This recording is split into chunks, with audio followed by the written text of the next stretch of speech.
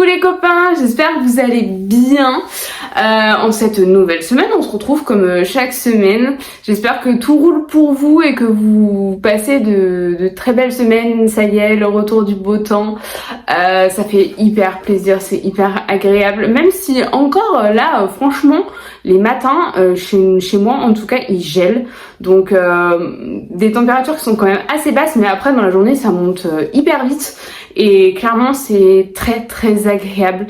On ressort les brassières, c'est nickel. Moi j'adore cette période, même si j'aime beaucoup mes pulls, hein, mais bon, je préfère être en brassière. Voilà. Oui, parce que je mets que des brassières presque. Depuis que je fais du sport, c'est littéralement ma passion, les brassières. Voilà, c'est une habitude tout simplement que j'ai prise, c'est de mettre des brassières et je me sens hyper bien, hyper à l'aise. Il faut savoir que je suis quelqu'un qui a toujours chaud, je suis tout le temps voilà, en croc-top, mais je crois que c'est la meilleure invention qui a été faite pour moi en tout cas. Et depuis que je fais du sport évidemment, je mets beaucoup plus de brassières et donc je me suis rendu compte que c'était quelque chose qui m'allait très bien, ça me plaisait beaucoup. Donc voilà, je mets que des brassières. En parlant d'habitude justement, c'est le sujet de cette vidéo. Je vais vous parler aujourd'hui un petit peu des habitudes que j'ai mises en place suite en fait à ma pratique sportive, suite au fait que je me suis mise au sport. Parce que ma pratique sportive m'a apporté un bien-être autant physique que mental, psychologique, juste incroyable. Et en fait, je pense que ça a débloqué beaucoup de choses chez moi. Et en fait, ça m'a permis de me rendre compte que il y avait plein de choses à mettre en place pour améliorer ma santé, améliorer mon bien-être, qu'il soit physique ou mental. Et ça m'a poussé justement à mettre en place des habitudes. Les 3/4 du temps, je me dis mais pourquoi tu ne l'as pas fait avant? Après, je pense que dans la vie, il y a des moments où on a besoin de passer par certaines étapes qui sont plus désagréables, qui sont moins fun, où on est un peu moins bien physiquement, un peu moins bien psychologiquement. Ça fait partie de la vie, ça fait partie des étapes qu'on doit traverser pour au final, après, aller mieux, se retrouver, mettre en place des choses, changer les choses dans sa vie. Tout ça, en fait. Après la pluie vient le beau temps. Et moi, c'est ce qui s'est passé, si vous voulez. J'ai eu une grosse période adolescence et on va dire préadulte où j'étais pas très bien. Physiquement parce que j'ai eu une grosse période où je pesais 65 kilos pour 1m60. J'étais à la limite du surpoids. Je m'acceptais absolument pas, je m'aimais absolument pas. Et puis psychologiquement ça n'allait pas non plus. Enfin il y avait plein de choses qui n'allaient pas, que je me sentais pas bien, pas à l'aise. Je savais pas trop ce qui n'allait pas non plus. Enfin voilà, c'était un peu très flou, j'étais dans le brouillard complet. Et quand j'ai commencé le sport, il y a plein de choses qui ont changé. Ça a été vraiment un allié pour ma santé physique, mais aussi un allié pour ma santé mentale. Parce que au-delà de l'aspect esthétique, qui peut s'entendre totalement, on a tous envie d'avoir un corps qui nous plaît physiquement, et moi la première. Mais au-delà de cet aspect esthétique, il y a aussi l'aspect santé, et santé physique, mais santé mentale aussi. C'est ma propre expérience, mais de me mettre au sport, ça m'a permis d'avoir une santé mentale, un psychologique, mais qui a complètement changé en fait. À l'heure actuelle, je suis quelqu'un qui a la joie de vivre, qui a envie de faire plein de choses, qui est dynamique, qui a une énergie qui va avec le dynamisme, hein, mais j'ai une énergie de dingue, même parfois un peu trop. Clairement, j'ai même limite du mal à me poser à l'heure actuelle. Je vois les choses beaucoup plus positivement. Je vois beaucoup moins les choses en noir, ou je positive beaucoup plus vite. Mes problèmes, je vais arriver à dédramatiser beaucoup plus rapidement et à toujours essayer d'en tirer le positif, et aussi à me dire si ça s'est passé comme ça, c'est qu'il fallait que ça se passe comme ça. Voilà. Moi, je marche beaucoup comme ça maintenant, et j'avoue que ça fonctionne très bien pour moi, en tout cas. Le sport m'a vraiment beaucoup aidé à relativiser, à gérer mon stress, parce que l'activité sportive, il n'y a rien de mieux pour gérer le stress, hein. Enfin, moi qui étais quelqu'un d'hyper stressé, je le suis beaucoup moins à l'heure actuelle. Le sport, c'est une véritable thérapie quand on s'en sert bien évidemment à bon escient, sans trop en faire, mais avec un juste milieu, hein, bien évidemment. Et quand vous l'utilisez à bon escient pour votre santé, avant tout, et ben ça a des bénéfices qui sont juste magiques. Enfin, en tout cas pour moi, ma propre expérience, ça a été vraiment des résultats splendide. Je vous parlais du stress, bah effectivement, moi ça m'aide énormément à réguler mon stress, à me sentir beaucoup plus apaisée. Quand il y a un souci dans ma vie ou quoi que ce soit, je me dis va faire ton sport, on verra après. Et souvent, une fois que j'ai fait ma séance, et ben je vois les choses beaucoup plus calmement, beaucoup plus positivement. Et souvent même j'arrive limite mieux à réfléchir à la situation et comment je vais régler ce souci une fois que j'ai fait ma séance. Mais c'est fou hein, mais vraiment c'est un truc incroyable. Et puis après on se sent bien après une séance de sport, on se sent énergique. Alors ça m'a toujours scotché. Quand on va faire une séance de sport, on peut être un peu fatigué des moments, on peut être un petit peu ouais, j'ai pas trop envie, parce que ça arrive, hein. Ouais, j'ai pas trop envie, machin. Discipline, on y va, on fait notre séance, mais après c'est trop bien, on se sent trop bien. Et franchement, même un leg day qui va nous tuer, après la séance, on a une énergie, mais c'est fou, c'est incroyable. Et psychologiquement, c'est la joie de vivre. Ouais, la joie de vivre, vraiment.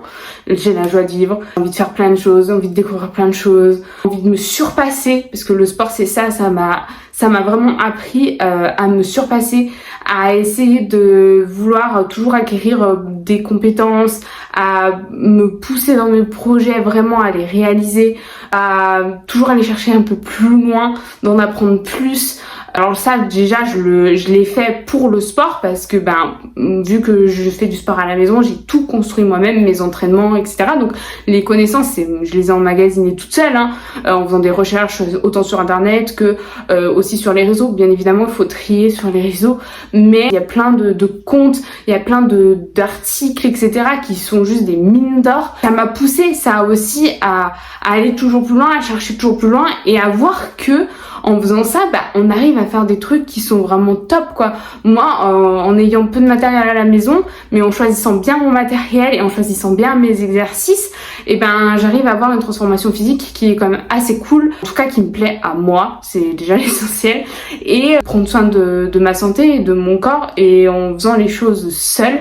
Donc voilà, c'est juste incroyable.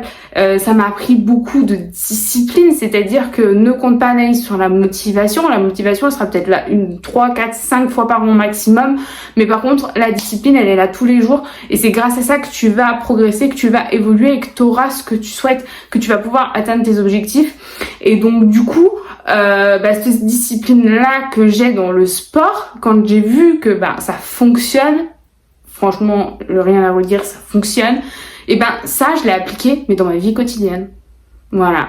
Pareil, on ne reporte jamais à demain ce qu'on peut faire aujourd'hui. Alors, bien évidemment, il y a des imprévus, il y a des choses, de la vie qui font que oui, parfois, on va reporter à demain ce qu'on n'a pas fait aujourd'hui ou on n'a pas le temps. Bref, il y a toujours des imprévus, il y a toujours des choses, qu'on est obligé de reporter à demain ou à la semaine prochaine, mais ça m'a vraiment confortée dans l'idée que le sport c'est une mine d'or autant pour notre physique que pour notre psychologique, vraiment. Je pense que ça m'a vraiment poussée à prendre ma vie vraiment en main et à me dire Anaïs, si t'arrivais à faire ça dans le sport, à avoir de la discipline, à avoir des résultats, à construire les choses seule, ça prend du temps, c'est clair, mais t'y arriver, tu peux transcrire ça dans ta vie, en fait. Voilà. C'est fou de se dire que soulever des haltères, faire des squats, ça va nous changer la vie. C'est incroyable. Enfin, jamais, moi, vous m'auriez dit ça il y a 10 ans. Je vous aurais regardé en vous disant mais vous foutez de ma gueule en fait, enfin c'est pas vrai, c'est pas possible. En quoi soulever 50 kilos ça va changer ta vie, ton psychologique? Bon, à la limite, oui, t'auras plus de muscles. Et alors? Enfin, ça va rien changer à qui tu es, comment tu penses, etc. Mais si. Ça a vraiment fait basculer ma vie. C'est incroyable. Accepter aussi les moments qui sont pas ouf en me disant mais c'est normal. La vie, elle peut pas être canon tout le temps. Et dans le sport, on le voit, nos entraînements, ils sont pas constamment parfaits. Et c'est normal, il y a des moments où on est fatigué, il y a des moments où, bah ouais, on fera pas notre séance peut-être en entier parce que bah ça passe pas, notre corps il nous demande du repos, on prend du repos. Tout ça, en fait, ça te permet de comprendre que faut quand même voir le positif. Dans le sens où t'es quand même allé à la salle, t'as fait quand même les 3/4 de ta séance. Voilà, t'as quand même fait ton sport. Bon, oui, t'as pas fini ta séance, bah c'est pas grave, si ton corps il demande du repos, tu prends du repos et puis c'est pas grave. Demain sera un autre jour et ça ira mieux. Et ça, moi, je l'inclus beaucoup dans ma vie. Alors, quelles sont les habitudes du coup que j'ai mis en place au quotidien pour améliorer ma santé physique et ma santé mentale, enfin mon bien-être en règle générale? De une, mon alimentation, ça vous le savez, j'en ai fait plusieurs vidéos et je le partage au quotidien du coup sur les réseaux. Avoir des repas équilibrés à chaque repas de la journée. À part la collation ou le goûter, où là je fais l'exception, c'est le goûter, voilà, je me prends pas trop la tête à savoir s'il y a tout ce qu'il faut, mais du temps que ça me correspond, que ça correspond à ma digestion et que c'est sain et gourmand et enfin quelque chose que j'aime, ça me convient très bien. Mais tous les autres repas de ma journée, je mets un point d'honneur à ce qu'ils soient tous équilibrés, c'est-à-dire qu'il y ait protéines, glucides, lipides, fibres, vitamines, minéraux. Voilà, ça pour moi c'est un indispensable, c'est une habitude que j'ai créée en fait en voulant mieux manger, manger équilibré, manger sainement, mais aussi manger gourmand bien évidemment. En fait j'ai créé cette habitude et à l'heure actuelle je kiffe voir mon assiette équilibrée avec tout ce qu'il me faut, savoir que je vais avoir toute l'énergie dont j'ai besoin, que mon corps aura tout ce dont il a besoin lui aussi. Et tout simplement que je prends soin de lui, de moi. Je suis heureuse à l'heure actuelle de m'épanouir dans mon alimentation et que pour moi c'est pas du tout une contrainte. Tout le monde me dit mais Anaïs, manger comme tu manges, ça demande beaucoup de réflexion, ça demande tes courses, tu dois y passer des heures, tu passes des heures en cuisine, oh là là, bah, ça doit être en plus pas de shake, pas de crème, pas de beurre, pas de lardon, c'est ennuyant.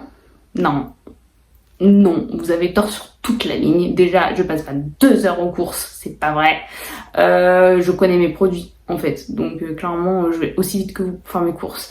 C'est juste si j'ai un nouveau produit, là je vais prendre le temps de comparer, de regarder les listes d'ingrédients, mais ça me prend pas 2 heures. La liste d'ingrédients elle est lue en 5 secondes, donc voilà. Non, je passe pas 2 heures aux courses, je passe pas 4 heures en cuisine, je kiffe cuisiner, donc oui, des moments je vais me faire des après-midi cuisine, mais parce que c'est mon kiff, que c'est mon plaisir, voilà. Mais je vais faire combien de plats, je vais faire des plats, je vais faire des desserts, voilà. Et puis tout ce temps que j'aurais passé en cuisine là, je le passerai pas les autres jours. Donc non, ça s'équilibre. Et clairement, moi un repas, il me prend au grand maximum une demi-heure à faire. Enfin, je passe pas 4 heures par repas pour préparer mon repas justement. Non. Certaines choses que je ne digère plus, que je ne tolère plus, que je ne mange pas au quotidien, mais c'est pas parce que je mange pas ces aliments-là que mon alimentation elle est moins bonne ou que c'est moins gourmand ou que c'est moins ou que c'est immangeable ou que non. Et puis en fait chaque personne est différente, chaque personne a des goûts différents, chaque personne a une vision des choses différentes et moi c'est pas des choses que je m'interdis. En fait, c'est des choses que je ne digère pas, c'est pas possible, c'est pas pareil.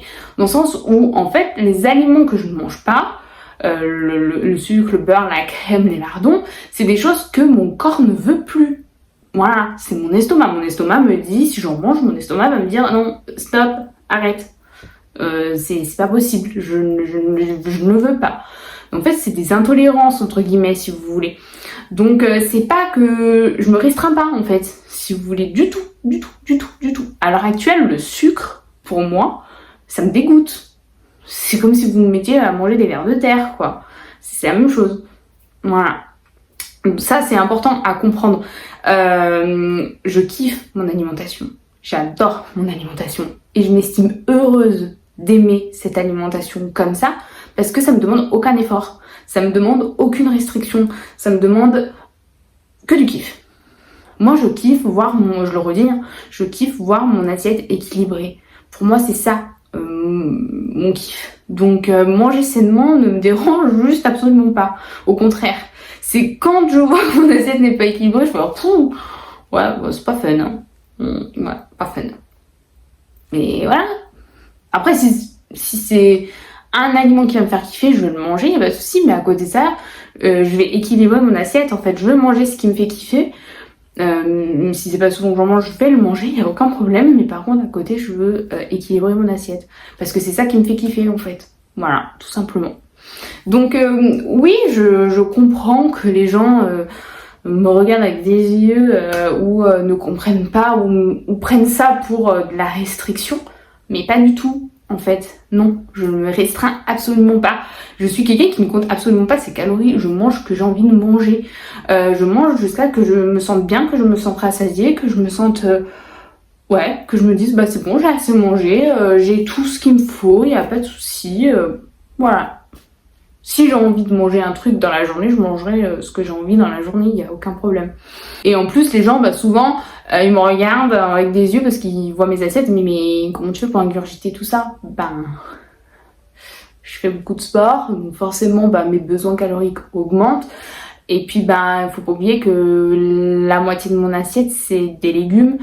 Et comme mon réel le dit si bien, et comme ce réel, il a fait un boom par rapport à toutes mes autres réels, il a fait un boom monstre quand je dis que j'adore les légumes vapeur et sans assaisonnement. Donc voilà, la moitié de mon assiette, c'est ça, c'est des légumes cuisinés vapeur ou à l'étouffer, etc. Juste avec un tout petit filet d'huile d'olive ou des choses comme ça parfois. Donc en fait c'est que dalle de calories en réalité. Donc j'ai un gros volume alimentaire comme je vous l'expliquais dans une précédente vidéo, mais j'ai pas forcément un nombre de calories qui est affolant. Voilà. Donc c'est toutes des subtilités en fait, et on est tous différents face à l'alimentation. Donc je pense que parfois les gens devraient un peu réfléchir avant de parler, avant de critiquer, et se renseigner auprès de la personne pour comprendre les choses. Et une fois qu'on a compris les choses, je pense que tout s'éclaire et tout est en fait logique. Voilà. C'est un petit peu... c'est compliqué, hein. Alors moi, ça va beaucoup mieux. J'ai fait un gros travail, on va dire, avec mes proches, en leur répétant, en leur réexpliquant maintes et maintes fois, en essayant de leur donner des exemples, en essayant de leur imager un petit peu comment je fonctionne, voilà. Et maintenant, ça va mieux. Et ça va encore mieux depuis que je fais des réels. Sur tout ça, en fait, depuis que, on va dire, je mets de l'humour dans ce que je pense, hein, parce que clairement mes réels, quand je les fais, c'est ce que je pense réellement. Mais voilà, je trouve que ça va quand même mieux, que maintenant ils ont compris, et que ça servait à rien de me prendre la tête et de me faire des réflexions à gogo, parce que ça ne changerait absolument rien. Et que en plus de ça, personnellement, quand j'ai des invités ou quoi que ce soit, je ne leur cuisine pas ce que moi je mange réellement en temps normal. Je vais me faire mon petit plat à côté avec les ingrédients que moi je mets dans mon plat. Je fais la même chose en fait, mais juste en version que moi je peux manger. Mais je vais jamais leur faire le plat que moi je mange, clairement. Si je vous dis une connerie, ou si je fais voilà des lasagnes par exemple, je vais leur faire des lasagnes, je vais leur faire une béchamel avec le type de farine que mes parents utilisent, puisqu'on n'utilise pas le même type de farine. Je vais leur faire, voilà, si j'ai à mettre de la crème, je mettrai de la crème. Si j'ai à mettre je sais pas quoi, je ferai vraiment la recette, on va dire entre guillemets originale, où il y a tous les produits, on va dire, de base que tout le monde utilise globalement, on va dire, dans la majorité de la population. Voilà, je leur ferai la recette normale et moi je me ferai mon plat à part avec mes pâtes à lasagne qui sont différentes, même si au goût ça se sent absolument pas. Mais bon, Voilà, on va éviter toute réflexion. Donc moi je me fais mes pâtes, je me prends mes pâtes à lasagne par exemple, si je vous prends l'exemple des lasagnes. Je ferai ma béchamel à ma manière avec ma farine et avec un lait, une boisson végétale ou bah, voilà, je ferai à ma manière avec des produits un peu différents. Et puis bah moi je mettrai pas de crème, si jamais il y a de la crème dans les lasagnes, moi j'en mettrai pas, je vais remplacer par autre chose, enfin voilà. Je vais adapter mais jamais j'imposerai mon alimentation à qui que ce soit quand vous venez à la maison. Voilà, je pense que les gens parfois ont un petit peu peur si je dis que c'est moi qui ai cuisiné. Alors d'ailleurs je vous ai posté un réel sur ça. Genre, oula, qu'est-ce qu'on va manger? Non, je vous ferai pas bouffer des brocolis vapeur. C'est pas mon but en fait. Voilà, on est tous différents et on a tous le droit de kiffer des choses différentes. Il n'y a pas de souci là-dessus. Bon, on va peut-être passer à autre chose parce que ça fait longtemps que je vous parle de mon alimentation. Ensuite, boire. Ouais, ça a changé ma vie.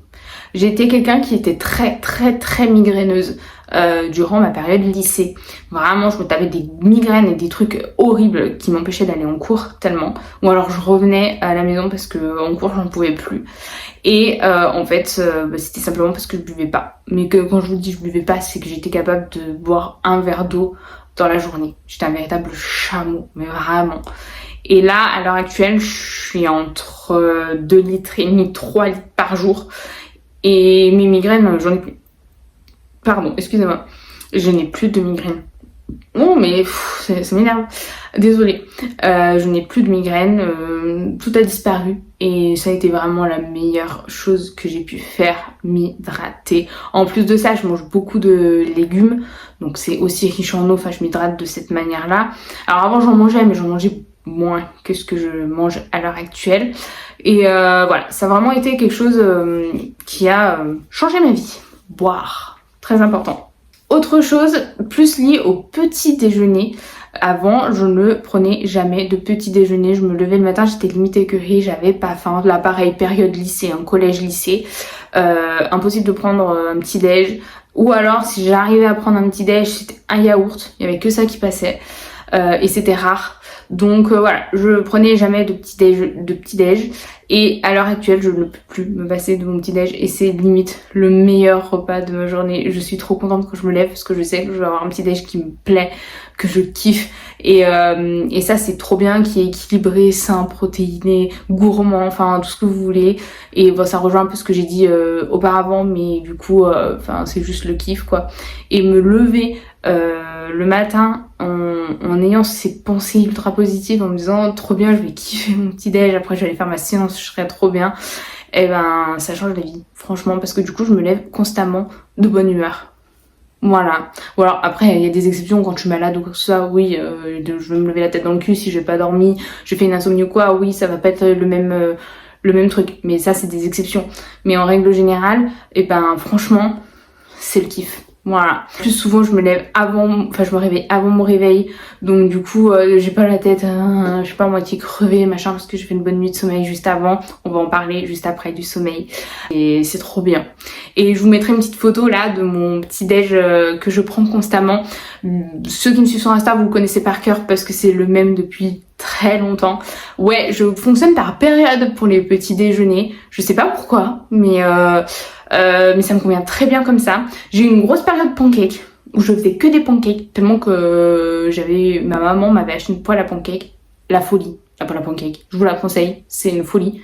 Elle l'avait acheté sur Amazon. Si ça vous intéresse, vous me le dites en commentaire, je vous filerai la ref. Et après là, j'ai eu cette période là où je mange du coup 2 œufs au plat ou 3 pour certains jours de repos où je veux augmenter un peu en protéines. Donc œufs au plat avec persil et levure maltée, avec un bol 40 g de flocons d'avoine, du skyr 80 g et une banane. Et je rajoute un peu de purée d'amandes complète dessus. C'est une folie. C'est trop bon. C'est beaucoup trop bon. Pourquoi se casser le cul quand on peut faire des trucs hyper simples mais hyper gourmands, et enfin c'est une folie. Ou des moments je mets aussi, ça m'arrive régulièrement, je mets un peu de banane, mais je complète avec des fruits rouges, framboises, myrtilles, etc.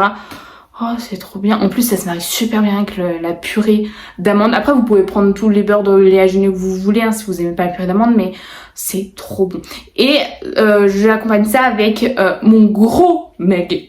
de 500 millilitres. Ouais, parce que du coup maintenant, vu que je picole à gogo de l'eau, hein, on précise, de l'eau, voilà, du thé. Mais du coup, je veux des mugs qui sont grands parce que ça me suffit jamais. Moi, les mugs lambda qui font 30-35 millilitres, ça me suffit pas. Donc je prends des gros mugs. Et là, c'est du thé vert le matin, thé vert. Alors là, j'ai pris mon thé chez Chat Biothé, thé vert bio. Et après, il est aromatisé. Là, j'avais soit fruits rouges ou soit fleur du soleil aussi. Il est excellent. Donc voilà, jusqu'au jour où j'en aurai peut-être marre et que je vais changer de petit-déj. Ensuite, alors on va parler un petit peu du sommeil. J'ai toujours été quelqu'un de couche tôt. Et je fais des bonnes nuits. Clairement, j'ai besoin de mes 8 heures de sommeil pour me réveiller de bonne humeur, pour être efficace, pour être productive. Le soir, je me couche à 8h, 9h. Voilà, oui, je sais, c'est hyper tôt. Hein. Et je m'endors, hein, vraiment. Mais après, du coup, je me lève tôt. Voilà, je couche tôt, mais lève tôt. Et c'est un rythme qui me convient parfaitement parce que de toute façon, j'aime me lever tôt pour avoir une longue journée. Ça me plaît comme ça. Ça a toujours été dans ce sens-là. Mais à l'heure actuelle, je rencontre, on va dire, un souci que je n'avais pas avant. Avant, je m'adaptais plutôt bien. Quand je me couchais un peu plus tard, c'était pas grave. J'arrivais à me décaler. À l'heure actuelle, non. Si je me couche plus tard, je n'arrive pas à m'endormir. Je fais des insomnies. Et pas de beaucoup, hein. Des moments, je vais au resto ou quoi, ou le soir en invité, je me couche à 22-23 heures. Impossible de m'endormir. Voilà. J'ai loupé mon heure de sommeil, donc impossible. Et pourtant, je suis fatiguée, mais j'arrive pas à m'endormir. Et donc, dans ces cas-là, j'en avais parlé dans ma précédente vidéo, je voulais vous montrer, je vous laisserai aller voir. Dans ces cas-là, je prends soit fleur de bac en spray, soit mélatonine en comprimé. Souvent, je le prends avant d'aller me coucher. Ce que je fais, c'est que je rentre et je prends mon comprimé. Quand je rentre plus tard, je rentre, je prends mon comprimé et je vais me coucher parce que je sais que ça va être très compliqué. Mais au début que ça me le faisait, je le prenais pas automatiquement parce que j'aime pas prendre ce type de produit, enfin de cachet, on va dire entre guillemets. Mais au début, je prenais juste les fleurs de bac, je voyais si j'arrivais à m'endormir ou pas. Et après, je prenais la mélatonine si vraiment j'y arrivais pas. Mais maintenant que je sais que c'est tout le temps, je prends directement la mélatonine en arrivant et je vais me coucher. Et souvent, très clairement, ça m'aide énormément à m'endormir et au moins je fais une bonne nuit de sommeil. Heureusement, c'est rare que je me décale. En vacances, ça m'arrive beaucoup plus souvent parce que en vacances, on profite, c'est l'été, etc. Après, ça va dépendre des moments. Il y a des moments où en vacances, j'aurais pas de soucis. Enfin, c'est très aléatoire dans mon quotidien. Je sais que s'il y a une journée ou une nuit que je vais me coucher plus tard, ça va me le faire automatiquement, mais en vacances c'est pas pareil. En vacances, je vais avoir des nuits où je vais super bien dormir, des nuits où je vais pas bien dormir ou avoir des difficultés à m'endormir. Ça va dépendre des moments. Mais en vacances, c'est un peu aléatoire. Je vous avouerai. Pourquoi, je sais pas. Mais ouais, c'est un petit peu aléatoire. Écoutez, bon. Après, bien évidemment, faut pas en prendre tous les jours. Hein. C'est juste en cas, entre guillemets, d'extrême urgence, quand vraiment vous y arrivez pas et que vous tournez et que voilà, c'est ponctuel. Voilà. Au niveau de ma peau, vous voyez, de toute façon ça se voit encore beaucoup, j'ai de l'acné et avant très clairement j'en avais strictement rien à battre. C'est-à-dire que je foutais des couches de fond de teint, de tout ce que vous voulez et puis je sortais, voilà, ça camouflait, c'était très bien et puis basta. Je n'avais absolument pas la motivation ni aucune envie de prendre soin de ma peau et de mon acné. Je n'avais rien à secouer, je voulais juste que ça se voit plus, point, c'est tout. Et là du coup c'est des habitudes que j'ai mis en place. C'est de prendre soin de ma peau parce que c'est important aussi, hein. Bien évidemment pour l'acné, l'hydratation est hyper importante, donc le fait que je bois beaucoup plus, le fait que mon alimentation ait changé m'a aidé aussi sûrement beaucoup. Et j'ai pris conscience aussi qu'il fallait peut-être passer par des soins de peau proprement parler quoi. Donc j'ai fait un micro-needling chez mon esthéticienne, je vous laisserai aller voir la vidéo que j'ai fait sur mon acné, tout sera expliqué au niveau des termes micro-needling, etc. Après là j'ai changé ma routine skincare depuis peu pour essayer d'améliorer, d'avoir des produits qui sont vraiment adaptés à mon type de peau et à cette acné là. Ça fait partie des gros changements et le fait d'avoir pris soin, on va dire, de ma peau, d'avoir commencé à prendre soin de ma peau quand j'ai fait le micro-needling, et ben je me suis complètement débarrassée du fait de me maquiller. C'est-à-dire que j'ai arrêté le fond de teint, j'ai arrêté, avant je me mettais du fard à paupières, le trait d'eyeliner, le mascara, le rouge à lèvres, mais j'avais et sur la peau j'avais le fond de teint, la poudre, c'était vraiment, j'étais un véritable pot de peinture. Et quand j'ai commencé le micro-needling, je voulais tellement que ça fonctionne et que, enfin, on va dire, pour avoir vraiment tous les bénéfices de ce soin, et ben je me suis dit tu te maquilles plus. Mais tellement que je me mettais même plus de mascara, j'allais bosser vraiment naturel quoi. Je me levais, je me nettoyais le visage et c'était tout. Et ça m'a vachement aidée en fait à accepter mon acné telle qu'elle était et à pas me recouvrir le visage de tous les produits que je pouvais, de tout le maquillage que je pouvais. Et ça aussi, voilà, ça a été vraiment, on va dire entre guillemets, un déclic de me dire c'est bien, tu prends soin de ton physique, mais je pense qu'il faut aussi que tu prennes soin de ta peau, parce que ça fait partie de ton physique aussi, ça fait partie de ta santé aussi.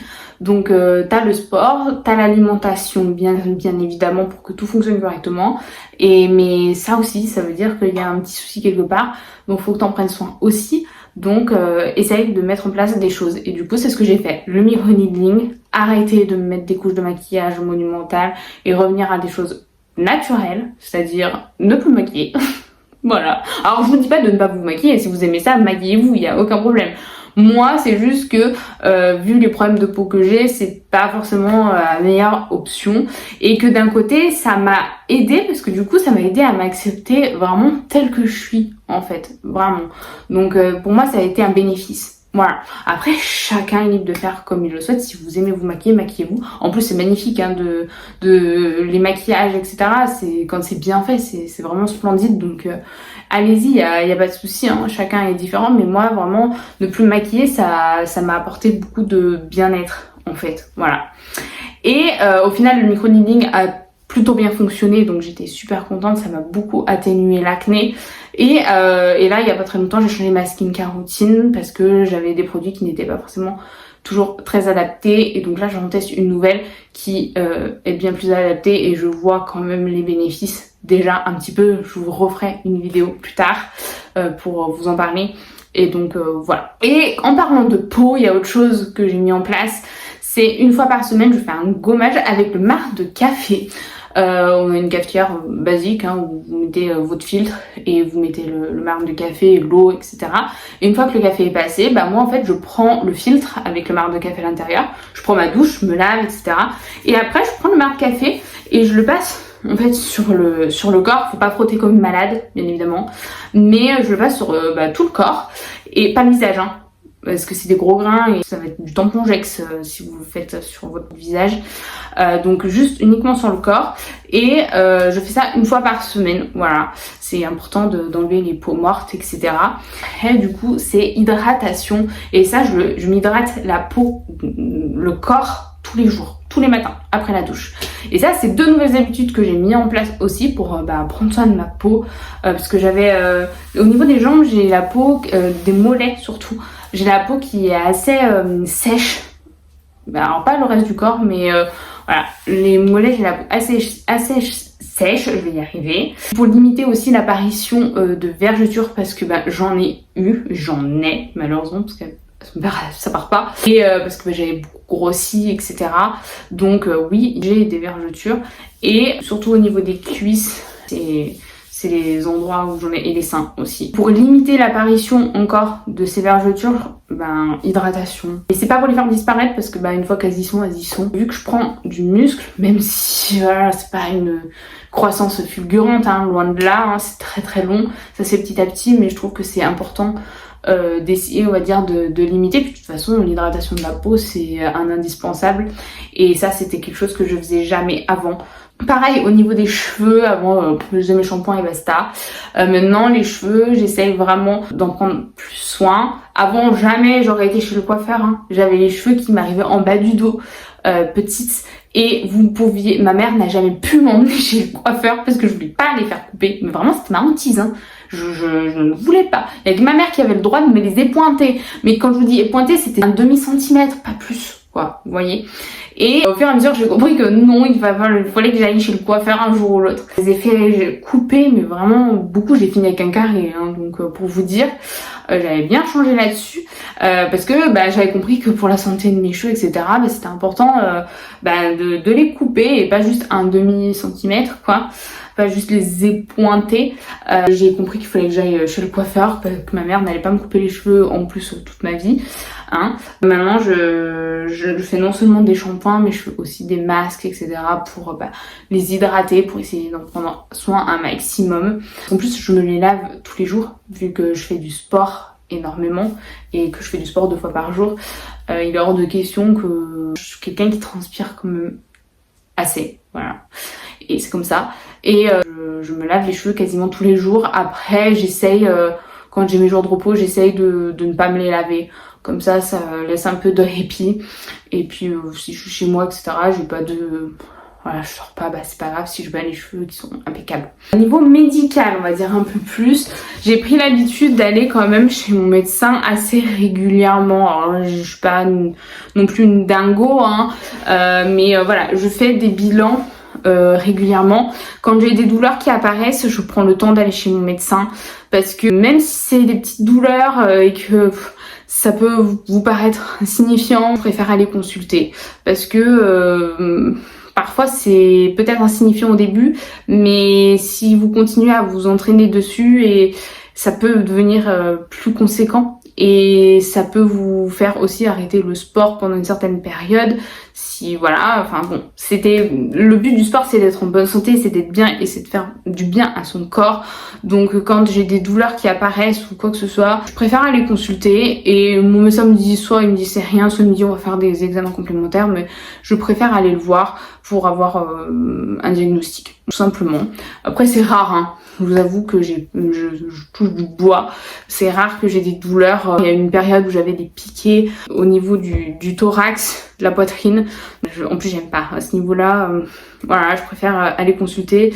Et donc, du coup, il m'avait fait faire prise de sang, il m'avait pris mon taux d'oxygénation. Et voilà, écouter le cœur, etc. Et il m'avait dit, écoute... si ça continue dans 2 semaines, tu vas faire des examens complémentaires et puis on verra. Mais si ça passe, c'est peut-être juste des douleurs liées au sport, etc. Mais au moins, j'avais été consultée, je savais le protocole que j'avais à faire si jamais ça revenait et je prenais pas de risques. C'est juste être dans une bonne dynamique. On fait du sport pour être en bonne santé, pour être bien dans son corps, pour prendre soin de son corps. Donc voilà, faut pas aller se tuer à la tâche entre guillemets si jamais vous sentez que votre corps vous dit non mais là il y a un souci. C'est un peu une alarme, la douleur c'est une alarme en disant il y a un petit problème. Bien évidemment, faut pas s'affoler pour tout et n'importe quoi, mais une toute petite douleur, une petite piquée que vous aurez là ou voilà, ça peut arriver. Mais quand c'est une douleur qui est persistante sur quelques jours, quelques semaines, là, vaut mieux aller voir votre médecin et au moins vous êtes sécure, on va dire. Et s'il y a besoin, il vous fera des examens complémentaires et au moins un diagnostic, vous saurez ce qu'il faut faire, s'il faut prendre un peu de repos ou des choses comme ça, quoi. Ça, c'est quelque chose que j'ai appris à faire. J'ai aussi appris à me foutre la paix quand ça va pas, quand je suis malade, ne pas aller faire du sport, ou quand je fais des insomnies aussi. Quand je fais des insomnies, je me dis mon corps il n'a pas récupéré correctement durant la nuit des entraînements que je me suis tapé la veille ou il y a 2 jours, et donc jour de repos. Voilà, j'essaye de plus en plus de faire ça parce que clairement, il n'y a rien de pire que de faire une séance en étant crevée. Je préfère prendre mon jour de repos. En fait, ça me décale juste mes entraînements, ça m'enlève pas d'entraînement, mais simplement au moins mon corps il se repose. Et après, souvent la nuit d'après, je fais une bonne nuit de sommeil et je suis en forme le lendemain pour faire la séance que je devais faire en fait la veille. Voilà. Donc je préfère faire comme ça, mais j'apprends aussi à m'écouter quand je fatigue, quand je suis vraiment fatiguée, que j'ai pas dû, etc. Que voilà ça va pas ou j'ai fait des insomnies. Moi je préfère ne pas faire de sport et juste décaler. J'ai appris à faire ça parce que avant je m'écoutais pas et c'est pas bien. Clairement c'est pas bien.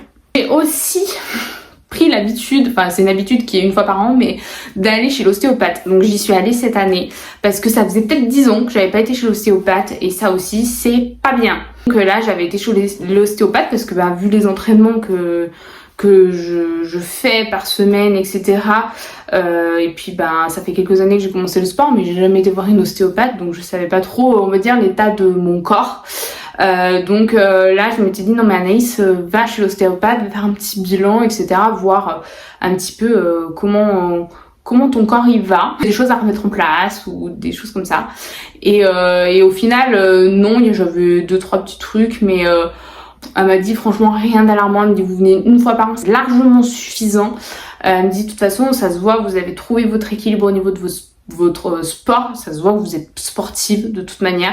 Et elle dit vraiment voilà, vous avez trouvé votre équilibre, c'est nickel. Elle dit si je pouvais vous conseiller quelque chose, c'est de faire une séance d'étirement par semaine sur votre jour off. Comme ça, voilà, vous étirez bien vos muscles, vous détendez un petit peu tout ça. Parce qu'on me dit s'il y a une chose, voilà, qui serait bien, c'est ça, en fait. Simplement d'éliminer un peu certaines tensions liées à l'activité, puis au quotidien, hein, tout simplement. Donc c'est ce que j'ai fait, justement. Alors maintenant, j'en fais 2, si j'ai pas le temps, 1 à 2 séances d'étirement par semaine. Enfin, c'est le bonheur, quoi. Et j'ai même inclus le rouleau, c'est-à-dire que je passe le rouleau sur les mollets, les quadriceps, les ischios, le dos, tout le dos. Et c'est un pur bonheur, franchement. Alors au début, les mollets et les quadriceps, j'avais une intensité j'étais à 9 sur 10 niveau douleur. C'était limite impossible. Je pouvais limite pas le passer. Tellement que ça me faisait mal. C'était horrible. Et au fur et à mesure du temps, et franchement, le rouleau, il passe tout ça maintenant, clairement. Et c'était vraiment impressionnant. Et je me dis ah ouais, en fait, t'as énormément de nœuds, de tensions. Alors juste au niveau des mollets et des quadriceps, tout le reste du corps, non, j'avais pas de douleur. Mais je me suis dit oui, tu fais bien parce que ça doit faire franchement du bien à tes muscles. Et en plus de ça, du coup, j'ai la séance étirement. Je vous la partagerai, mais c'est la séance de Sissi, hein, voilà, Sissi Mua sur YouTube. Elle fait une 20aine de minutes et on étire tout le corps et c'est trop bien, ça fait trop du bien. Je m'impose au moins une fois par semaine, étirement et rouleau. Ça me dure à peu près 45 minutes, 1 heure. Donc c'est vachement cool. Et puis je trouve que c'est une séance un peu cocooning où on prend un peu soin de soi, où c'est un peu, c'est pas du sport mais ça fait quand même bien travailler les muscles, hein, voilà, c'est quand même intense parfois. Et je me suis dit mais pourquoi tu l'as pas fait avant, ça encore une fois. Mais en fait tout ce que j'ai en train de vous dire, je me pose la question mais pourquoi tu l'as pas fait avant, pourquoi tu vas commencer avant en fait. Mais c'est comme ça, c'est la vie. Et des moments il faut passer par certaines phases où on n'est pas bien, où on sent mal, où il n'y a pas grand chose qui va, et ça fait partie de la vie, c'est comme ça. Et c'est quand on voit après tout le positif qu'on apporte et tous les changements qu'on a fait, etc. Là on est fiers, on est content et on se dit punaise mais oui, mais trop bien. Et c'est peut-être parce qu'on est passé par ces phases, on va dire moins bien, que du coup après il y a du positif, il y a des changements, il y a des choses qu'on améliore et il faut peut-être passer par ces phases-là pour pouvoir arriver à quelque chose de meilleur. Et évoluer. De toute façon on évolue toute notre vie, donc on change, on apprend des choses, on évolue tout simplement. Faut se laisser le temps aussi parce que les habitudes ça se construit pas en 5 minutes, hein. Je vérifie quand même, mais il me semble que pour avoir une habitude il faut 21 jours ou 30 jours, quelque chose comme ça, enfin 1 mois à peu près. Et donc ouais, ça se fait construire pas en 5 minutes, hein. Faut de la persévérance et de la discipline, mais franchement quand c'est installé ça change la vie. Clairement, vraiment. Ouais, on a fait le tour. Et écoutez, je vous dis à la semaine prochaine, comme d'habitude, de toute manière. Et puis je vous souhaite une très belle fin de semaine, très beau dimanche. Et puis à la semaine prochaine, gros bisous. Et puis portez-vous bien, prenez soin de vous. Et puis si vous avez l'occasion de pouvoir inclure de nouvelles habitudes dans votre quotidien, faites-le. Vous verrez, ça va vous changer la vie. Gros bisous les copains.